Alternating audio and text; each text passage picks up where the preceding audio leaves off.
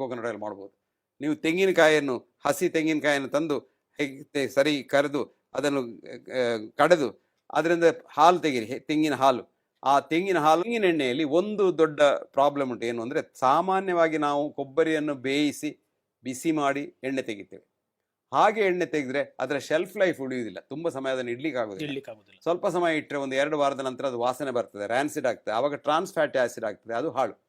ಅದಕ್ಕಾಗಿ ನಾವು Virgin coconut oil, ಅದನ್ನು ಬಿಸಿ ಮಾಡದೇ ಕೋಕೋನಟ್ ಆಯಿಲನ್ನು ತೆಗಿಲಿಕ್ಕೆ ಆಗ್ತದೆ. ಇದೇ ವರ್ಜಿನ್ ಕೋಕೋನಟ್ ಆಯಿಲ್ನವನು ಈಗ MNC ಅವರು, ಮಲ್ಟಿನ್ಯಾಷನಲ್ ಕಂಪನಿಯವರೆಲ್ಲ ಶುರು ಮಾಡಿ 250-300 ರೂಪಾಯಿಗೆಲ್ಲ ಮಾರ್ತಾರೆ ಸಣ್ಣ ಬಾಟ್ಲಿಯನ್ನು. ಅದು ಎಲ್ಲ ಬೇಡ. ಸಾಮಾನ್ಯ ಜನರಿಗೆ ನಾನು ಹೇಳೋದು, ಮನೆಯಲ್ಲಿ ವರ್ಜಿನ್ ಕೋಕೋನಟ್ ಆಯಿಲ್ ಮಾಡ್ಬೋದು.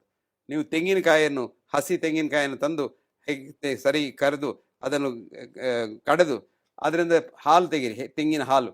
ಆ ತೆಂಗಿನ ಹಾಲನ್ನು ಒಂದು ಉದ್ದದ ಪಾತ್ರದಲ್ಲಿ ಇಟ್ಟು ಫ್ರಿಜ್ಜಿನಲ್ಲಿ ಇಟ್ಟುಬಿಡಿ. ಒಂದು 24 ಗಂಟೆ ಇಟ್ಟರೆ, 48 ಗಂಟೆ ಇಟ್ಟರೆ ಅದು 3 ಭಾಗಲಾಗ್ತದೆ. ಮೇಲಿನಿಂದ ಅದರಲ್ಲಿ ಫ್ಯಾಟ್ ಬರ್ತದೆ, ಅದನ್ನು ಸ್ವಲ್ಪ ಚಮಚೆಯಲ್ಲಿ ತೆಗಿಬೋದು.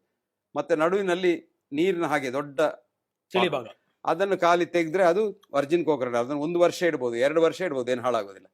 ಹಾಗೆ ಅದರ ಅಡಿಯಲ್ಲಿ ಅದರ ಫೈಬರ್ ಎಲ್ಲ ಉಳಿತದೆ. ಅದಕ್ಕೆ ಸ್ವಲ್ಪ ಬೆಲ್ಲ ಹಾಕಿ ಅದನ್ನು ಬೇಯಿಸಿದರೆ ಒಳ್ಳೆ ಹಲ್ವಾ ಆಗ್ತದೆ. ನೋಡಿ, ಯಾವುದೂ ಬಿಸಾಡಲಿಕ್ಕಿಲ್ಲ.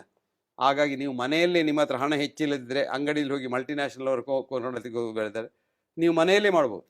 ಮತ್ತು ನಾನು ಕೇರಳ ಸರ್ಕಾರದವರಿಗೆ ಹೇಳಿ ಆ ವರ್ಜಿನ್ ಕೋಕೋನಟ್ ಆಯಿಲನ್ನು ಹೇಗೆ ಮಾಡುವುದು ಅಂತ ಅದರ ಟೆಕ್ನಾಲಜಿ ಎಲ್ಲ ಅವರಿಗೆ ಕೊಟ್ಟು, ಈಗ ಅವರು ರಬ್ಕೋ ಅಂತ ಒಂದು ಕಂಪನಿ ಉಂಟು ಕ್ಯಾಲಿಕಟ್ನಲ್ಲಿ. ಮುಂಚೆ ಅದು ರಬ್ಬರ್ ಕಂಪನಿ ಆಗಿತ್ತು, ಈಗ ಅದನ್ನು ತೆಂಗಿನೆಣ್ಣೆ ಮಾಡ್ತಾರೆ.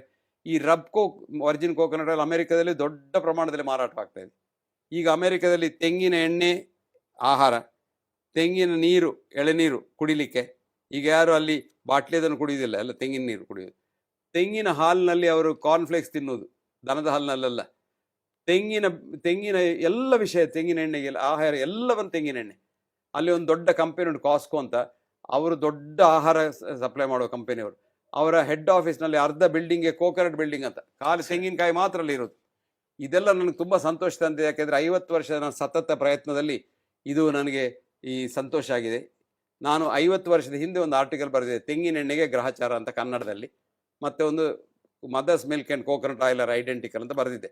ಇದಕ್ಕೆ ತುಂಬ ಬಯಸಿಕೊಂಡಿದ್ದೆ ನಾನು. ಆದರೆ ಮೊನ್ನೆ ನಾನು ಒಂದು ತೆಂಗಿನ ಎಣ್ಣೆ ಮಾಡುವಂಥ ಒಂದು ಇದಕ್ಕೆ ಹೋಗಿದ್ದೆ, ಫ್ಯಾಕ್ಟ್ರಿಗೆ ಹೋಗಿದ್ದೆ.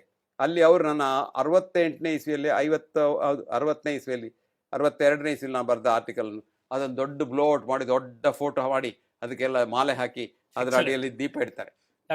ಎಷ್ಟೋ ಜನ ಡಾಕ್ಟ್ರುಗಳು, ಅದರಲ್ಲೂ ಸ್ಪೆಷಲಿಸ್ಟ್ ಡಾಕ್ಟ್ರುಗಳು, ತೆಂಗಿನ ಎಣ್ಣೆಯನ್ನು ನೋಡಲೂಬಾರ್ದು, ಅದು ಭಾಳ ಹಾಳು ಅಂತ ಹೇಳುವವರು ಇದ್ದಾರೆ.